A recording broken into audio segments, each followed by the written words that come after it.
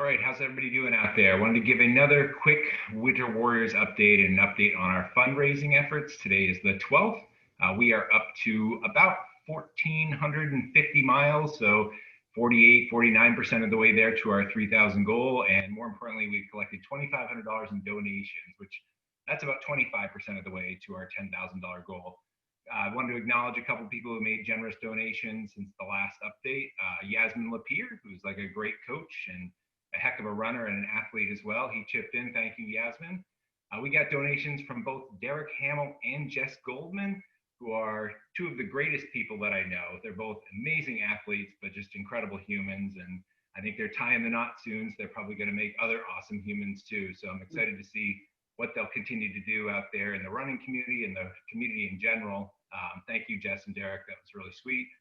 Linda St. Laurent, who's one of the queens of like the Loco Racing Foundation and the mother of Kevin St. Laurent. She chipped in. Thank you, Linda. Stacy Courant and Shatra Vier. And then last year's second place finishing team, the Polar Vortex, they got together. Meredith Young, Megan Roach, Dana McKenna, and Jenny Corbett. That was sort of the heart and soul of that team, I would say. Well, they also had Chelsea Loy on there as well. They decided not to compete this year, but they actually threw us a very generous donation. So thank you, ladies. That was really sweet. We missed having you in the competition this year, but not too much. And that was it from the last round. So again, doing really well. Thank you for those who have donated, and we appreciate the effort. And certainly the Chase Children's Home is going to benefit from that. So now I want to do another little segment here and introduce Anthony, who's one of the members of the team. And we've been running together quite a bit this year. I've been enjoying it. So Anthony, you want to quickly introduce yourself? Hi, thanks for having me back on the show, Mr. Sawyer. Of course. Anthony Balakier. I live in Portsmouth, New Hampshire, and been running with these guys, I guess, since last summer. I've been chasing them for a while. I feel like I can now run with the pack. So that is a good thing. Great group of guys. Yeah, it's been awesome having you because for the first time in a long time, I'm not the oldest guy on the team anymore, even though I still feel like it. Absolutely. So when did you start? I know you did a lot of running in the Seacoast area, and you were kind of like a wave before all of us with some of the greats out there. Tell me a little bit about that. So I started running in high school. Believe it or not, I did the 400 and long jump.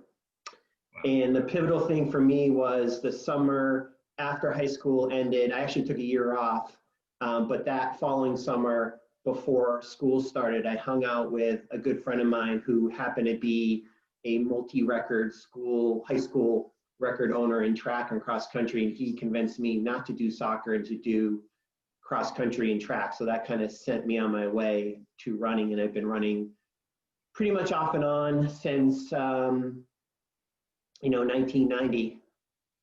That's a good solid run with little breaks here and there to kind of let the body heal and whatnot. Some voluntary, some involuntary breaks. Yep. As awesome. You know, that's how it goes. Yeah, you've been hammering though this year. It's pretty impressive. So in your time in the sport, do you have kind of a favorite accomplishment that has stood out for you? Well, I figured, we have a good 3-hour segment here, so I managed to whittle this down to the top 100. Good. I figured we could take this time and start at 100 and work our way through.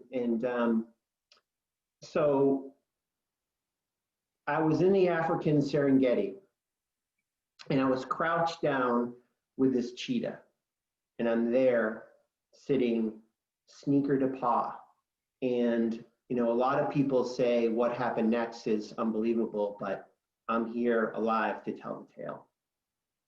No. Okay. I was on the edge of my seat. We'll say that one because, it barely made the top 100. So maybe we go to like 50. Probably, yeah. Imagine this. So 5th grade, I'm in the finals of the 50-yard dash. Tube socks pulled way over my knees. Yep. You remember that. You're a Gen Xer like me. Tube socks are a thing. Yep.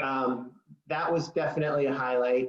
But I would say, honestly, being the student athlete of the year for University of Southern Maine probably ranks at the top of all my running accomplishments. Wow. And that's a true story. humility. Yeah, because I've not heard story. that story before. That's awesome. Like, if Yeah. that were me, I'd be telling it every single run. So On your t-shirt. yeah. Hey. Yeah, exactly. Well, that's awesome. Yeah, it definitely stands out.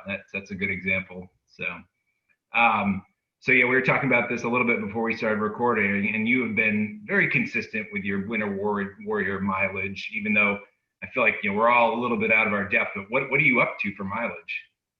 We are on day 12, and I think I am right around 140-ish in running miles. Mm-hmm. And to put it for the viewers out there, the caliber of folks that we're running with, both for a passion for running and a passion for supporting the Chase Home, I don't even think I cracked the top 5 on our group. So, yeah, I feel like you and I are like very close right in there. Yeah. Representing the Masters ranks pretty well. I think we're doing extremely well. I think if you age grade our performance, we're head and shoulders over everybody else. Yeah, it's like 1,000,000 miles or something like Yeah. that. And that is the formula that we started out with. It was supposed to be your commitment is 400 miles minus 2 times your age, right?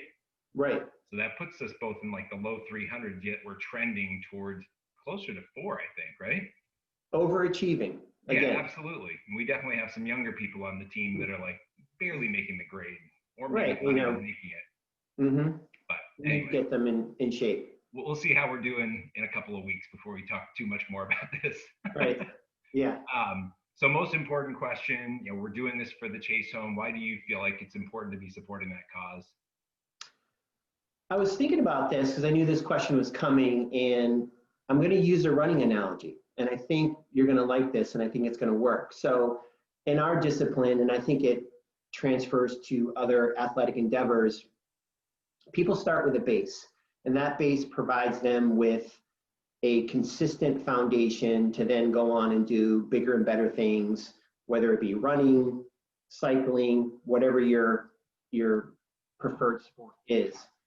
And for the Chase Home, that for me, when I look at that, provides that same base for children out there. It provides them that consistency, that foundation, that structure that allows them to go on and do bigger and better things. So having an opportunity to participate in that and give back to the Chase Home, give back to the children, to the local community, for me personally, is a tremendously rewarding experience, and I'm happy to do that. That's awesome. Yeah, really well said. I think that is a great analogy with the base there too. So that's awesome. Well, thank you for being a part of it. You've been awesome to have on some of the runs, and again, the consistency you're putting forth is great.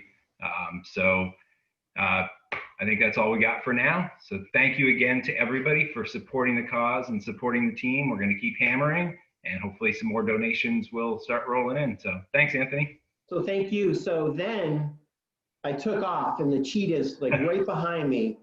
And then I realized we had to finish this segment. So thank you again. And well, really quickly, Danielle's behind you there, and I see her slapping her forehead. She doesn't love that story. Please support the Chase Home, and thanks everyone who supported us so far. Awesome. Thanks for doing it. We'll see you, Anthony. Take care.